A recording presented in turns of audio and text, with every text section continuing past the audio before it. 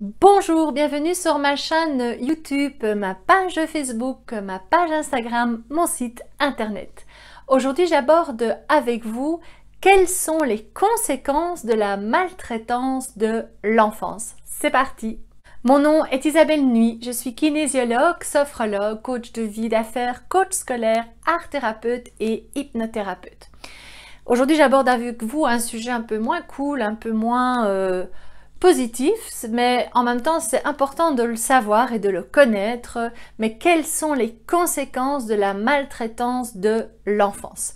Pour moi, je vous en parle de 4 conséquences, mais il y en a sûrement plus. C'est parti!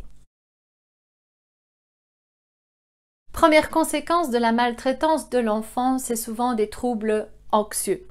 Alors les troubles anxieux, ça veut dire que la personne est anxieuse. Alors l'anxiété, qu'est-ce que ça veut dire tout d'abord? Eh bien l'anxiété, c'est avoir peur ici maintenant pour quelque chose qui doit encore arriver.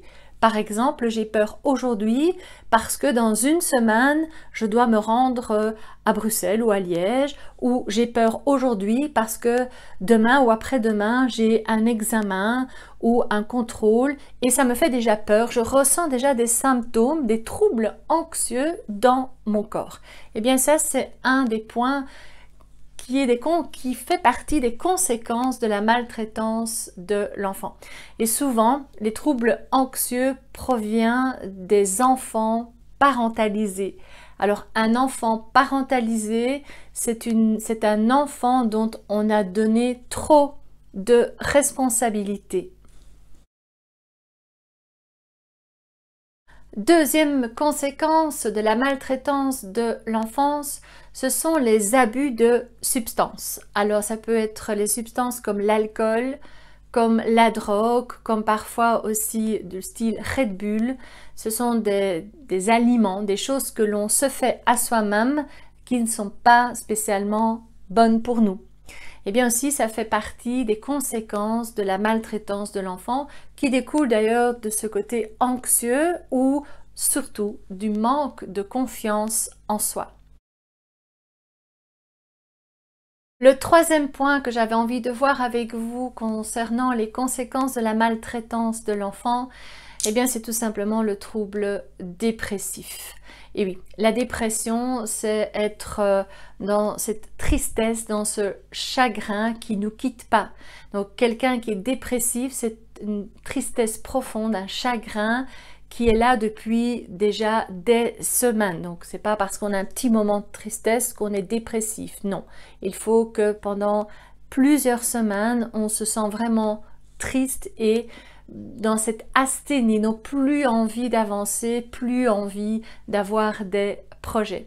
Ça aussi, c'est une des conséquences de la maltraitance de l'enfant. Le quatrième point que j'avais envie de voir avec vous, c'était le trouble de la personnalité limitée. Ce sont des gens qui se limitent très fort. Ils ne savent pas qu'ils savent faire parce qu'ils n'ont pas appris à connaître leurs capacités, ils n'ont pas appris à avoir confiance en eux, on leur a peut-être pas appris tout simplement à avoir de l'estime d'eux. Et ça aussi, ça fait partie des conséquences de la maltraitance de l'enfance. Voici donc les 4 points que j'avais envie de voir avec vous concernant la maltraitance de l'enfance. Je vous souhaite une très bonne journée et je vous retrouve très vite pour une autre vidéo. Au revoir!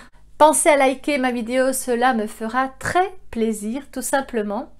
Pensez éventuellement à partager, à commenter ma vidéo. Si vous avez un sujet qui vous tient à cœur et que je pourrais parler dans une des vidéos, n'hésitez pas et abonnez-vous tout simplement à ma chaîne, comme ça vous serez averti de mes prochaines vidéos. À bientôt!